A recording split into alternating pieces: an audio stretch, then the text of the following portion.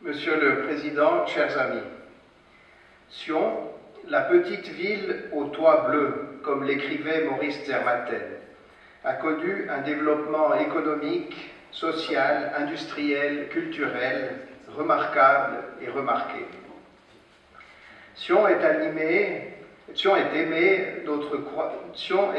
notre croissance démographique le prouve.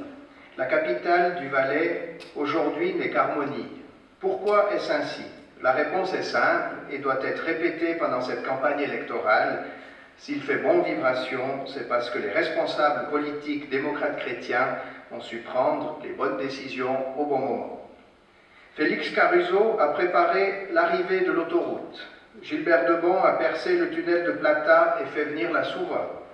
François Mudry a rénové le Grand Pont et la place du Midi. Autant de réalisations que nos voisins de Sierre et de Martigny nous envient. On nous a demandé ce soir de dire pourquoi on s'engage. En ce qui me concerne, je pense que Sion est arrivé à un tournant de son histoire.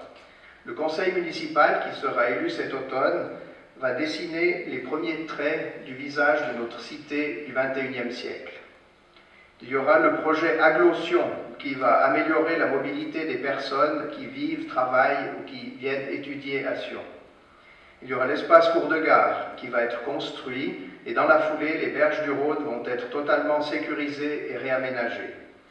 La fusion avec Salins va être concrétisée. Soit dit en passant, cette fusion n'aurait pas encore été votée sans la détermination des élus PDC au conseil municipal.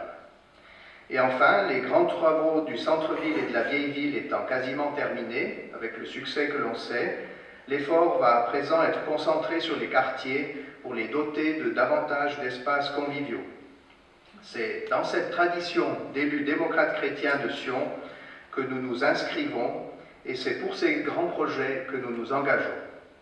Ensemble, soyons fiers de notre résolution Orange, avec nos 11 candidats, à chacune et à chacun de nous d'assumer ses responsabilités pour renforcer notre majorité au conseil municipal et pour la reconquérir au conseil général. Que sous les toits bleus de Maurice Zermatten, qui ne sont plus aujourd'hui ceux d'une petite ville, mais plutôt ceux d'une capitale qui se déploie, et bien que sous ces toits bleus de Sion vivent encore et toujours une majorité de citoyens qui a le cœur résolument orange. Merci pour votre soutien et pour votre attention.